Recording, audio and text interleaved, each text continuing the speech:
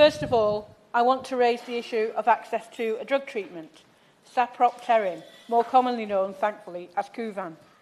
Although available in 25 countries across Europe and being licensed for marketing over 10 years ago in the European Union, Kuvan is not available to people with PKU in the UK. I will. Honourable Lady, for giving way and congratulating her on this very, very important debate. She makes a hugely important point there in terms of the licensing of Kuvan. The European Medical Agency licensed this drug in 2008, and 10 years on, we have book passing going on between NICE and the Department of Health and NHS England. Deeply concerning. I represent 2 children, many more as well, I'm sure, with PKU in my constituency. And I got a letter back from NICE just a few weeks ago, which said that the condition and treatments for PKU is subject of an NHS England commissioning policy, not covered by any existing NICE guidance. And then he went on to pass the book back to NHS England. Does she not agree that it's time for the book passing to stop and for the treatment to be licensed? Yeah. Well, I absolutely agree, and hopefully one of the good things that comes out of this debate will be that the book stops being passed and actually the assessment gets done and gets done as quickly as possible. It's so important to people to have access to this drug that we need that to be sorted.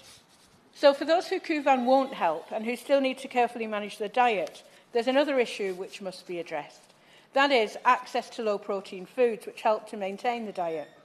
So individuals may be advised through their dietitian and their specialist centre that they need a particular level of foodstuff supplies, like the low-protein flour I mentioned earlier, which I'm told can be used in many ways to try and make the diet more palatable.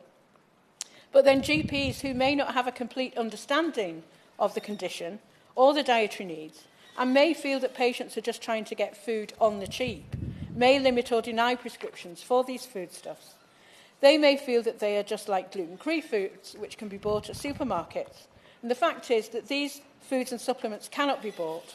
They are available only on prescription, and the absence of them creates a real injury to those affected. It's not just that they're not there, it's actually damaging if they're not available. So it would be good if the Minister can address how we can ensure that GPs do prescribe the specialist foodstuffs, which form part of the treatment, which those with PKU need, and close the gap between the specialist services, CCGs and GPs. To conclude, Mr Robertson, it's important that we listen to those individuals and families who are living with PKU day in and day out. It's time that this condition was acknowledged and that we really address the need for effective treatment. And I hope that the Minister will be able to give us some positive news that will move us forward to help those with PKU. Having learnt more about this disease and some of the issues around it, she's absolutely right to argue for better treatment. But one of the things that struck me is that actually this does place peculiar and quite intense pressures on parents and carers. And would she agree with me that we should be exploring specific ways in which parents and carers can be supported in order to cope with the very specific pressures which this disease imposes on them? I thank the Honourable Member for those comments, and I absolutely agree with him. The strain on parents is incredible, and on people themselves living with the disease, of course, but we mustn't forget the parents. I will. My honourable friend, I also commend her for this debate and the work that has been done by so many parents and families to raise these issues. And she is absolutely right to highlight how challenging this condition can be for children in their adolescence in particular. My constituent told me that for her daughter's 18th birthday, she asked if she could eat a pizza in a restaurant, a seemingly very normal activity for a teenager, but one that presents clear challenges for these children who want to fit in with their peers. One of the things that really struck me was in our discussions, I've got a 4-year-old daughter, and it was put to me, in 12 years' time, your daughter's going to be going out and you're going to be worried about her having alcohol, smoking. Imagine being a parent with a PKU child where you're worried about your child going to a friend's house and eating a bag of crisps. The difference in terms of the strain and pressure is so huge. And so for the family in my constituency, 10-year-old Katie and 20-month-old Harry, their parents said to me that having PKU is a constant shadow that hangs over the family. Everywhere you go, you're surrounded by food they just can't eat. Katie's 10 and wishes she could eat what her friends can, or even a little bit of it. But she is aware, even at age 10, of the implications of brain damage if she doesn't stick to her diet. Kuvan might not work, but if it did, it would be life-changing. And it is just so sad knowing that our 1-year-old has all this ahead of him. We can and we really should do more to get Kuvan out there. It's inevitably a difficult diet to manage, and because no young person likes to stand out as different, PKU makes sensitivity and insecurity around food and eating particularly pernicious amongst its teenage victims. These young people just want to live normal, happy lives, but PKU too often exacerbates teenagers' vulnerability to eating disorders and so also becomes a mental health issue. I therefore urge the Minister to do all he can to improve access to psychological support to people with PKU. Clearly, the pressure PKU and the diet it necessitates puts its patients in immense difficulty, and the case can be overwhelming. But, Chair, we've just celebrated National Carers Week, and it is important to consider the burden that falls on families too, as we've heard earlier today. Half of parents still stop work to reduce their hours to accommodate extra work of caring for a child with PKU. What's more, the burden inevitably falls on women. 81% of NSPKU survey found that it was mothers who did the most of PK-related work. I want to pay tribute to my constituent Tara and all other parents and families who care for those with PKU. But they don't want warm words, they need action. Children with PKU suffer patchy care and support, which depends on where they live. This could be addressed by setting up specialised metabolic centres, which would have an experienced metabolic physician and dietitian. Psychological support should also be available in these centres so as to assist children if they experience learning difficulties and to ensure that they receive an education that enables them to realise their full potential.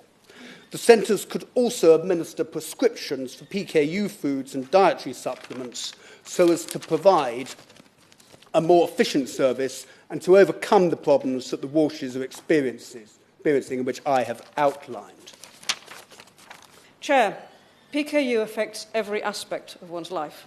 Controlling the condition by diet alone causes immense strain, and any possible medical intervention will make an immense difference to the quality of people's lives. Wales is alert to England's NICE guidelines, and I would urge the Minister to do all he can to press NICE to move ahead so that his department will be able to recommend Kuvan. I'd also urge that other drugs like Pegvilase are also considered. I'd also like to request the government to consider the health implications of the wider use of aspartame and its associated with sugar tax and the way that affects on a number of other health conditions as well. Yeah. We are living, let's remember, in a very wealthy nation. We are the 6th biggest economy in the world. This is a very rare condition. It only affects a very few people in total across the country.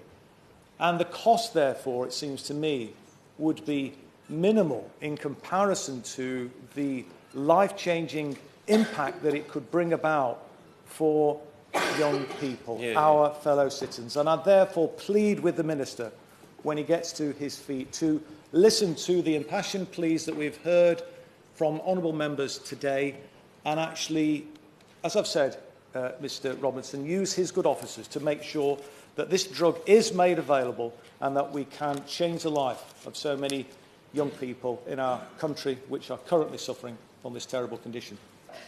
As a parent who watched them have that heel prick test as babies, I had no idea how important that test was. I hadn't heard of PKU back then, and I just thought, you know, it's one of those little tests, you know, they check the hips, they prick the heel.